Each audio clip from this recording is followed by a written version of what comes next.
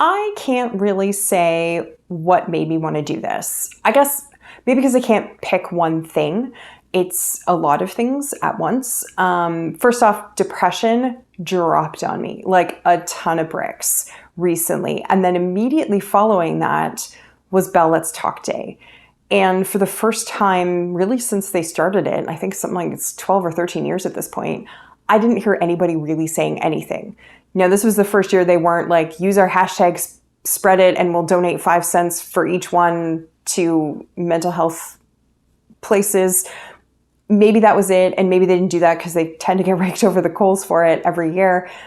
Either way, there's a really interesting space that I'm seeing where more and more people are dealing with mental illness or dealing with mental health challenges.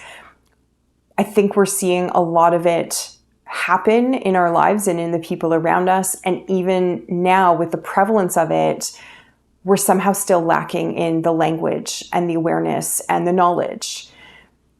I'm not a mental health professional. I do not purport to be an expert in any of this stuff, but I think there's value in sharing my own story. I have a dual diagnosis of depression and anxiety, which is a super fun cocktail on some days.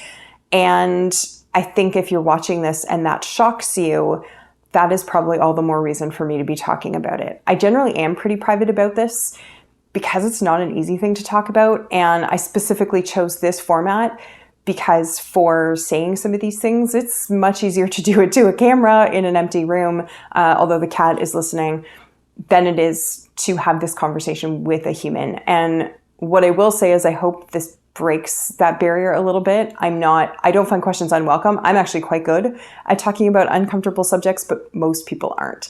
So I find I keep it to myself because it weirds people out and then it makes the whole conversation or relationship awkward. I think my goal with putting out a series of videos about this is to help to give people some of that language and that understanding so maybe you can have better conversations. Maybe you'll recognize things from what I say in yourself or in other people in your life. But I think if we want to see real shifts in our healthcare system, if we want to see real shifts in mental health and mental illness, then it needs to start with smart conversations and informed conversations and ideas of where do you go for more information and who do you ask and what should you be looking for. So that's really what I'm hoping happens here. And I really hope you'll feel comfortable sharing this, even with people who don't know me, who've never met me and know nothing about me. Anytime I have talked about this, it tends to be, weirdly enough, in a professional environment. Anytime I've had to have the conversation with somebody of, listen, this is me, this is what's going on, it's usually because it's started to affect my work.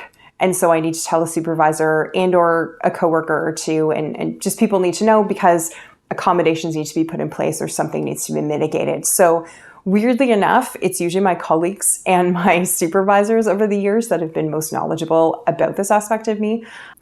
I would say the most common response I get when people find out is something along the lines of, really? Wow, I never would have guessed. Like, you're so, and then fill in the blank. You're so positive, you're so upbeat, you're so outgoing, you're so friendly, you're so funny. And I mean, by all means, keep the compliments coming. I'm fine with it.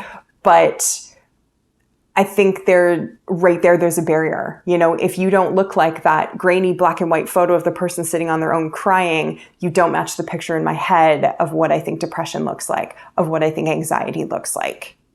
For the rest of this video, what I want to do is introduce you to a concept, a sort of way of defining mental health and mental illness that I actually found really, really helpful and I think explains really well why I can be that positive, upbeat, outgoing person who also happens to have this other stuff. So let me pull out some paper and totally using smiley markers so I can show you.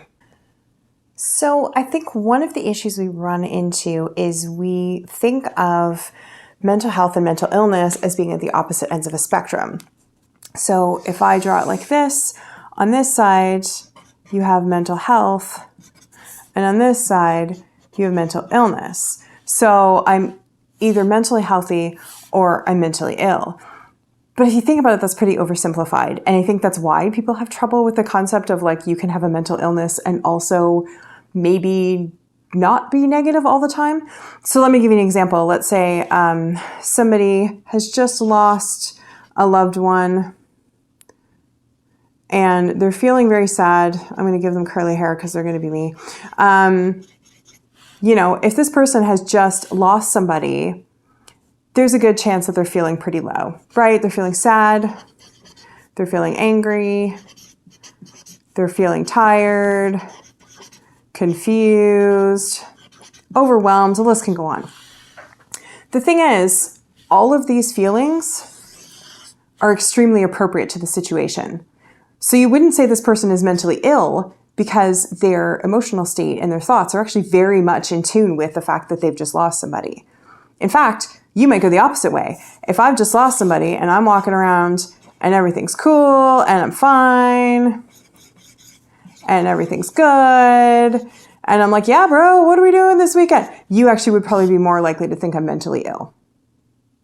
So a couple of years ago, I was at a webinar and it was for work. So it was looking at the impacts of career interventions on mental health. And I was introduced to a different concept. So what it's called is Keys to Continuum model. So instead of looking at mental health and mental illness as opposite ends of one spectrum, you look at them as overlays of two spectrums. And so along one line, you have mental health. That's this guy. And along the other line, you have illness. So it is possible under this model, we're gonna put his name up here. If you want to look this up and look up more info, feel free to Google it. The Keys Dual Continuum model. So what ends up is you have somebody like me who has a mental illness or two, and also is quite mentally healthy, which means I hang out in this quadrant quite a lot of the time. And you have other people whose mental health might not be great, but maybe they don't have a mental health condition. So this might be our person who is grieving, right? They're not feeling awesome, but they're also not mentally ill. They're actually quite mentally appropriate. They're just, struggling with the health piece. In terms of a physical condition, think about the elite athlete who can still get the flu, who can still sprain an ankle or break a bone, right? Generally, if you have good overall health practices, you're going to be okay. And that's where I fall. I do really well with systems and supports and processes and coping mechanisms. And that's where I fall into here, where you can be in any quadrant on the spectrum. And you might just be a little bit into one space, or you might be a lot into one space. But I like this model because I think it helps explain the idea that you can be more than one thing at once.